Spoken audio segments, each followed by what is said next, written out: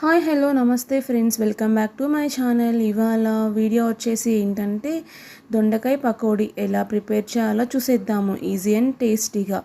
ముందుగా అయితే సన్నగా కట్ చేసుకున్న దొండకాయ ముక్కల్ని ఒక బౌల్లోకి అయితే తీసేసుకోవాలి. ఇవి వచ్చేసి హాఫ్ కేజీ దొండకాయలు. హాఫ్ కేజీ దొండకాయలకి అయితే 3 టేబుల్ స్పూన్ శనగపిండి, అలాగే ఒక 3 టేబుల్ స్పూన్ బియ్యపిండి కూడా వేసుకోవాలి. అలాగే ఒక 4-5 పచ్చిమిరపకాయలు కూడా సన్నగా కట్ చేసుకుని వేసుకోవాలి. అలాగే దంచిన వెల్లుల్లి 4-5 వెల్లుల్లి తీసుకుని దంచుకోవాలి. అలాగే టేస్ట్ తగ్గట ఉప్పు కూడా వేసుకోవాలి. కారం వచ్చేసి 1 టేబుల్ స్పూన్ వేసుకున్నాను. మీకు స్పైసీ ఎంతైతే తింటారో అంతైతే వేసుకోండి. అలాగే ఒక 1/2 టేబుల్ స్పూన్ పసుపు కూడా వేసుకోవాలి.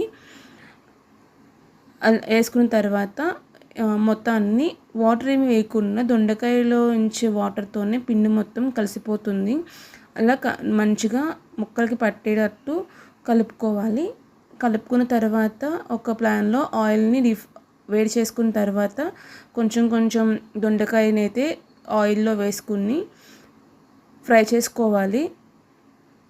అలా వేసుకున్న తర్వాత అప్పుడే కదపకమాకండి, కదిపారంటే అదంతా పోతుంది. కొంచెంసేపు ఆగి కదుపుకున్న తర్వాత క్రిస్పీగా వేయించుకోవాలి.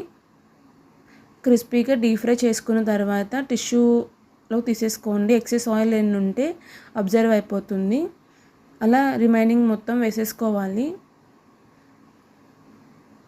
అలా వేసుకున్న తర్వాత మళ్ళీ ఒక ప్యాన్ తీసుకుని ఒక 2 టేబుల్ స్పూన్ ఆయిల్ వేసుకోవాలి. అలాగే జీలకర్ర, పల్లీలు వేసుకుని ఫ్రై చేసుకోవాలి.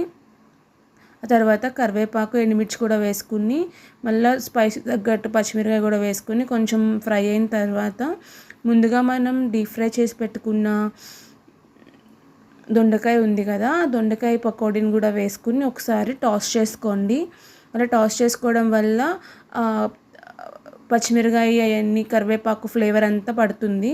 నా రెసిపీగా నచ్చితే లైక్ చేయండి, షేర్ చేయండి, సబ్స్క్రైబ్ చేసుకోండి.